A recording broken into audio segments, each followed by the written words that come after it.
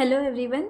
आज हम बात करने वाले हैं वेंट्रिकुलर टैकीकार्डिया के बारे में। ठीक है, तो अब तक हमने जो भी डिस्कस करे थे atrial flutter, atrial fibrillation, supraventricular tachycardia, PSVT, ये सब जो थे ये सब थे अबाव द एवी नोड वाले टैकी एरिथमियास, मतलब अबाव द एवी नोड जो भी एरिथमियास हो रहे थे ओरिजिनेट, वो उनकी बात करी थी हमने। आज हम जिसकी बात करें वेंट्रिकुलर टैकीकार्डिया, ये इंफ्रा एवी नोडल टैकीकार्डिया है। ठीक है, और वेंट्रिकुलर टैकीकार्डिया के बारे में डिप में बात करने से पहले हम कुछ इसके बारे में फैक्ट्स जान लेते हैं। तो सबसे पहला फैक्ट कि वेंट्रिकुलर टैकीकार्डिया जो है वो सबसे commonest, most common wide QRS complex tachycardia. अब तक याद करना, अब तक हमने जो भी टैकीकार्डिया एरिथमिया के बारे में पढ़ा वो सब जो है नैरो क्यूआरएस कॉम्प्लेक्स टैकीकार्डिया है। और हम ऐसा सोचते भी है ना कि फटाफट हो रहा है, टैकीकार्डिया हो रहा है तो नैरो क्यूआरएस ही रहना चाहिए। तो हम इस बारे में डेप्थ में बात करेंगे कि वो वाइड क्यूआरएस कॉम्प्लेक्स टैकीकार्डिया क्यों है वेंट्रिकुलर टैकीकार्डिया। सेकेंड जो है कि सबसे ज़्यादा percentage of sudden cardiac death के लिए जो रिस्पॉन्सिबल है वो है ventricular tachycardia. So if there is ventricular tachycardia, बहुत ज़्यादा हाई चांसेस है कि मोर्बिडिटी मॉर्टेलिटी हो, इवन स्पेशली इन पीपल या पेशेंट जिनको हार्ट स्ट्रक्चरल हार्ट डैमेज हो। ठीक है, तो हार्ट में अगर कोई स्ट्रक्चरल डैमेज हो तो उनमें ज़्यादा चांसेस होते हैं सडन कार्डियक डेथ की।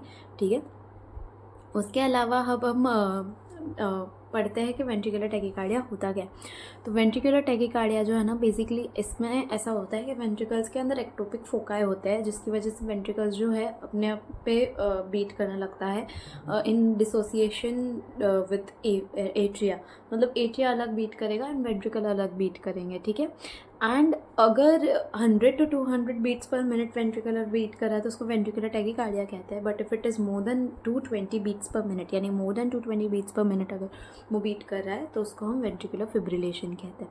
ठीक है, तो वेंट्रिकुलर टैकीकार्डिया में बेसिकली हो क्या रहा है, एक्टोपिक बीट्स बन रहे हैं वेंट्रिकल्स में अपने अलग से, जिसकी वजह से जो है, इसलिए हम इसको इंफ्राइवी नोडल टैकीकार्डिया कह रहे हैं, क्योंकि वेंट्रिकल्स में एक्टोपिक बीट्स बन रहे हैं जिसकी वजह से वेंट्रिकल्स जो है बहुत फास्ट बीट कर रहे हैं और उसकी वजह से जो है पेशेंट को क्लिनिकल फीचर्स आएंगे। ठीक है, तो अब हम इसके क्लिनिकल फीचर्स की बात करें उससे पहले हम इसकी इटियोलॉजी की बात करते हैं। तो इटियोलॉजी में ऐसा है कि वेंट्रिकुलर टैकीकार्डिया हार्ट के कॉजेज़ की वजह से भी हो सकता है और रिवर्सिबल कुछ कॉजेज़ होते हैं उनकी वजह से भी हो सकता है। तो जब हार्ट के कॉजेज़ की बात करें तो सबसे इम्पॉर्टेंट इसमें है पोस्ट एमआई या पोस्ट मायोकार्डियल इन्फार्क्शन जो है, तो तब बहुत चांसेस होते हैं कि एक साइड इफ़ेक्ट एमआई का एक एडवर्स आउटकम ये भी होता है कि उस केस में पेशेंट को वेंट्रिकुलर टैकीकार्डिया, एरिथमियास तो है ही कॉमन, वेंट्रिकुलर टैकीकार्डिया बहुत ज़्यादा चांसेस है उसको हो। ठीक है, उसके बाद कोई कार्डियोमायोपैथी हो, जैसे कि हाइपरट्रोफिक ऑब्स्ट्रक्टिव कार्डियोमायोपैथी HOCM जो है वो हो सकता है, जिसकी वजह से उसको जो है वेंट्रिकुलर टैकीकार्डिया हो सकता है। ठीक है, उसके बाद हम रिवर्सिबल जो कॉजेज़ है उसकी बात करते हैं। तो रिवर्सिबल कॉजेज़ में जैसे हमने एट्रियल फिब्रिलेशन में डिस्कस करा था ना, बस वैसे ही there can be electrolyte imbalance, जैसे कि हाइपोकैलेमिया, हाइपोमैग्नीशिया, हाइपोकैल्सीमिया, ये सब हो सकता है। उसके अलावा पेशेंट ने अगर अल्कोहल, ड्रग ओवरडोसेज ये सब करा हो तो उस केस में भी पेशेंट को हो सकता है, या तो कोई इंटेंस कैटेकोलामाइन सर्ज हुआ हो या हाइपरथायरॉयडिज्म हो तो भी पेशेंट को जो है वेंट्रिकुलर टैकीकार्डिया हो सकता है। ठीक है, उसके अलावा हाँ, हार्ट के कॉजेज़ में एक और है, जैसे कि अगर उसने कोरोनरी आर्टरी बाईपास ग्राफ्टिंग कराई है तो भी हो सकता है कि उसको वेंट्रिकुलर टैकीकार्डिया हो। ठीक है, तो हार्ट के तो है कॉजेज़ के हार्ट में जो भी ऐसे कुछ जो भी चीज़ कार्डियम को डैमेज दे रही है इन अ वे, तो उन सब की वजह से वेंट्रिकुलर टैकीकार्डिया उसको हो सकता है। राइट, उसके बाद हम इटियोलॉजी के बाद हम बात करते हैं उसके इन्वेस्टिगेशंस की। उससे पहले क्लिनिकल फीचर्स की बात करते हैं। राइट, तो अब before going to clinical features एक तो मैंने डिस्कस करा आपके साथ कि एक रीज़न क्या होता है कि एक्टोपिक बीट्स जो है वेंट्रिकुलर जनरेट करता है, जिसकी वजह से वेंट्रिकुलर अलग से बीट करता है और एट्रिया अलग से। सेकेंड इसकी री एंट्री फिनोमेनन, इसमें भी हो सकता है कि री एंट्री हो जो इम्पल्स है उसका वेंट्रिकल्स में जो जनरेट हो रहा है, जिसकी वजह से फर्दर वो और बीट करेगा। ठीक है, तो अब हम क्लिनिकल फीचर्स की बात करते हैं। तो जैसा कि देख रहे हैं हम कि वेंट्रिकल जो है एट्रिया वेंट्रिकल एक तो सिंक्रोनाइजली नहीं बीट करे, उसमें भी वेंट्रिकल्स जो है वो बहुत रैपिडली बीट करे, तो इम्प्रॉपर फीलिंग होगी वेंट्रिकल्स की। ऊपर से एट्रिया वेंट्रिकल अलग से बीट करे तो जो ब्लड एट्रिया वेंट्रिकल को देना भी चाह रहा है, हो सकता है उससे पहले वेंट्रिकल बीट कर ले, प्रीमैच्योर बीट्स फॉर्म हो जाएगी, क्योंकि वेंट्रिकल ज़्यादा बीट करेंगे। एट्रिया अगर 100 बीट्स पर मिनट बीट कर रहे हैं तो वेंट्रिकल्स 200 बीट्स पर मिनट करेंगे, लाइक डबल द एट्रिया का अमाउंट। तो जिसकी वजह से जो है बहुत ज़्यादा ये सिंक्रोनाइज्ड होगा, जिसकी वजह से कार्डियक आउटपुट भी कम हो जाएगा और ब्लड प्रेशर भी कम। तो इस केस में हमें पेशेंट में क्या देखने मिलेगा, तो एक तो उसको सिंकोपल अटैक्स आएंगे ही बिकॉज उसका कार्डियक आउटपुट कम हो गया है, उसका बीपी भी लो देखने मिलेगा हमें, उसका जेवीपी जो है हमें लार्ज जेवेव्स मिलेंगे। तो हमने जब जेवीपी डिस्कस करा था तब हमने इस बारे में बात करी थी कि कैनॉन ए वेव्स, सॉरी लार्ज बोल दिया मैंने, सो सॉरी, कैनॉन ए वेव्स या जायंट ए वेव्स हमें इसमें देखने मिलेंगे। जायंट ए वेव्स में हमने याद करो एवी डिसोसिएशन अगर हो जाए, तो जैसे हमने थर्ड हार्ट ब्लॉक में पढ़ा था, थर्ड डिग्री हार्ट ब्लॉक हो, ऑल्सो जब वेंट्रिकुलर टैकीकार्डिया या पल्सलेस टैकीकार्डिया हो, तब जो होगा वो कैनॉन ए वेव्स जनरेट होंगे, क्योंकि एट्रिया और वेंट्रिकल एकदम डिसोसिएटेडली जो है बीट करेंगे। तो एट्रिया का जो भी ब्लड होगा वेंट्रिकल्स में तो जा ही नहीं पाएगा, क्योंकि वो अलग से बीट कर रहा है, प्रीमेच्योर बीट्स कर रहा है। तो जो ब्लड उसके पास बचा हुआ है वो एक्स्ट्रा ब्लड सीधा जाएगा ऊपर इंफीरियर वेना केवा में, और उसकी वजह से कैनॉन ए वेव्स प्रोड्यूस होगी। ठीक है, इसके अलावा कभी कभी हमें पल्स फील भी ना हो पेशेंट की, बिकॉज वो इतना फास्ट बीट कर रहा है, तो इनर ब्लड कभी जनरेट ही ना हो पाए आर्टरी में, जिसकी वजह से हमें कभी कभी पल्सलेसनेस भी मिलेगी। उसको पल्सलेस वेंट्रिकुलर टैकीकार्डिया कहते हैं। हमें फर्स्ट हाउट साउंड जो है वो भी कभी कभी हमें डिरेंज्ड एबनॉर्मल सुनाई दे सकता है, एकदम यूनिफॉर्म नहीं होगा, नॉन यूनिफॉर्म S1 सुनाई देगा। ठीक है, उसके अलावा चेस्ट पेन, पाल्पिटेशंस, ये सब जो हमने सारे दूसरे टैकी रेथमियाज में पढ़े, वो सब तो इसमें भी कॉमन क्लिनिकल फीचर्स है। अब हम इन्वेस्टिगेशन कैसे करेंगे इन केस में कि ये वेंट्रिकुलर टैकीकार्डिया है, तो सबसे पहले तो हम ECG करते हैं, 12 लीड स्टेप ECG हम करते हैं, जिसमें हम 12 लीड्स यूज़ करते हैं और ECG को फिर हम देखते हैं। फिर हम उसके अलावा होल्टर मॉनिटरिंग करते हैं। तो जो कल हमने डिस्कस किया था होल्टर मॉनिटरिंग, मतलब उसमें 24 आवर्स हम मॉनिटर करेंगे, ECG 24 आवर्स तक कंटिन्यू आते ही रहेगा, बनते ही रहेगा। तो इससे हमें इन केस अगर उसको ट्रांजिएंट अटैक आया हो उस टाइम पे, मतलब कि उस टाइम के लिए ही था वो, उसके बाद सब पास हो गया, तो हमें पता कैसे चलेगा, तो इसलिए हम होल्टर मॉनिटरिंग करते हैं ताकि हमें 24 आवर्स का कंप्लीट मिल जाए। तो इनकेस तभी के लिए अगर मिस हो जाए तो हमें 24 आवर्स में कभी ना कभी वो मिल जाएगा। ठीक है, उसके अलावा हम 2D एको कर सकते हैं। तो 2D एको हम इसलिए कर रहे हैं ताकि कोई अंडरलाइन हार्ट इटियोलॉजी हो जिसकी वजह से उसको ये हो रहा है, मतलब हार्ट में कोई डिफेक्ट हो जिसकी वजह से उसको वेंट्रिकुलर टैकीकार्डिया हो रहा है, तो हम पता लगा लेंगे कि वो क्या है। उसके अलावा हम जो सीरम इलेक्ट्रोलाइट्स है, जैसे सीरम इलेक्ट्रोलाइट्स हो गया, या फिर ABG एनालिसिस हो गया, एसिड बेस वाला एनालिसिस हो गया, या हाइपो कैल्शियम या हाइपो मैग्नीशियम है, तो इन सब के बारे में हम ये करेंगे ताकि हमें पता चल जाए इनमें से कोई चीज़ है जिसकी वजह से उसको ये क्लिनिकल फीचर्स आ रहे हैं। उसके बाद हम ECG के बारे में बात करते हैं कि ECG में हमें क्या दिखेगा। तो ECG में हमें एक तो वाइड QRS कॉम्प्लेक्स टैकीकार्डिया दिखेगा। टैकीकार्डिया तो दिखेगा, RR इंटरवल बहुत शॉर्ट हो जाएगा, और इस केस में हमें 100 to 200 बीट्स पर मिनट मिलेगी। ठीक है, तो टैकीकार्डिया तो एक हो गया पॉइंट नंबर 1। उसके अलावा हमें वाइड QRS कॉम्प्लेक्स मिलेगा। तो अब इस बारे में डिस्कशन करते हैं कि वाइड QRS कॉम्प्लेक्स क्यों मिलने वाला है।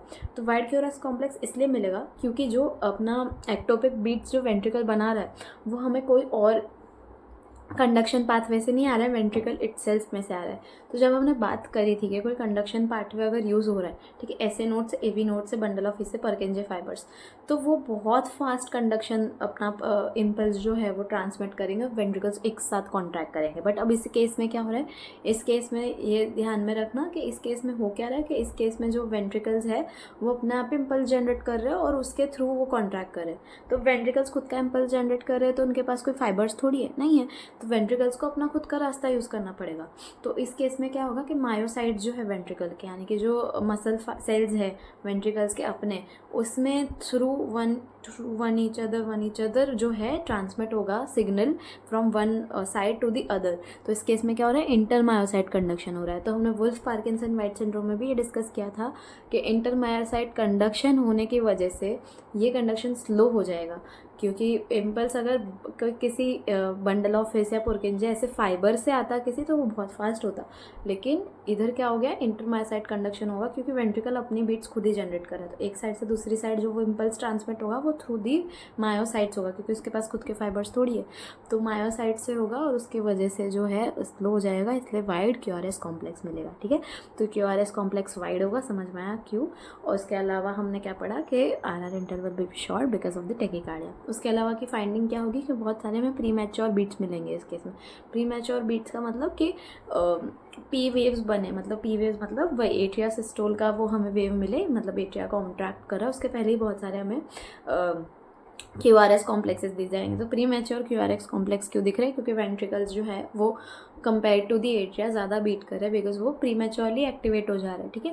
तो उसकी वजह से हमें प्री मैच्योर बीट्स मिलेगी। तो कंसेक्यूटिवली अगर हमें 3 से ज़्यादा प्री मैच्योर बीट्स मिले, मतलब एक साथ कंसेक्यूटिवली 3 से ज़्यादा प्री मैच्योर बीट्स हो, उसके साथ साथ अगर टैकीकार्डिया हो पेशेंट को, तो उस केस में हमें समझ जाना है कि ये वेंट्रिकुलर टैकीकार्डिया का केस है, ठीक है। तो ये की हो गया वेंट्रिकुलर टैकीकार्डिया की फाइंडिंग। उसके अलावा क्या फाइंडिंग होगी? तो हमें ना एसिमेट्रिकल रैबिट ईयर अपीयरेंस भी दिखेगा इस केस में। तो रैबिट के ईयर कैसे होते हैं ना, ऐसे ऐसे, मतलब हम जब बनाते भी है ड्राइंग में तो हम ऐसे कुछ ईयर्स बनाते हैं उसके एम शेप के। पर एसिमेट्रिकल का क्या मतलब कि एक थोड़ा ऊंचा होगा, एक थोड़ा नीचा होगा, ठीक है, ऐसे, ठीक है। तो एसिमेट्रिकल रैपिड ईयर अपीयरेंस दिखेगा इसके QRS कॉम्प्लेक्स में, एज वेल एज एक साइन होती है जिसको कहते हैं जोसेफसन साइन। तो इस केस में क्या होगा कि जो एस वेव है, जो डाउनवर्ड स्लोपिंग एस वेव है, मतलब जो नीचे की तरफ जा रही है एस वेव, उसमें एक नॉच मिलेगा, ठीक है। तो जोसेफसन साइन में क्या होगा कि डाउनवर्ड स्लोपिंग जो एस वेव है उसमें एक नॉच मिलेगा हमें। तो ये एक फाइंडिंग हो गई इसकी, तो ठीक है। तो ये सारे फाइंडिंग्स जो है ये हमें ECG में मिलता है, ठीक है। तो क्या क्या फाइंडिंग्स हो गए? एक तो RR interval will be short, wide QRS complex tachycardia होगा, प्रीमैच्योर QRS कॉम्प्लेक्सेस होंगे, उसके अलावा एसिमेट्रिकल रैबिट ईयर अपीयरेंस दिखेगा, उसके अलावा there will be Josephson signs. अब उसके अलावा एक और चीज़ जो बहुत इंपॉर्टेंट है वेंट्रिकुलर टैकीकार्डिया में, वो है कि QRS कॉम्प्लेक्सेस जो होंगे वो इक्वल हाइट के होंगे, मतलब सब सेम हाइट के होंगे, इसलिए इसको मोनोमॉर्फिक टैकीकार्डिया भी बोलते हैं।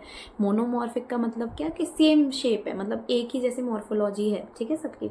तो इसका क्या मतलब हुआ कि जब हम दूसरा टैकीकार्डिया पढ़ेंगे टॉर्साडेस दिस पॉइंटस, तो टॉर्साडेस दिस पॉइंटस में क्या होगा कि इसमें पॉलीमॉर्फिक टैकीकार्डिया होगा, पॉलीमॉर्फिक QRS कॉम्प्लेक्स होंगे, ठीक है। मतलब अलग अलग हाइट के QRS कॉम्प्लेक्स, इसमें सिमिलर हाइट के ही QRS कॉम्प्लेक्स रहेंगे, ठीक है। तो ये भी एक इम्पॉर्टेंट फाइंडिंग है।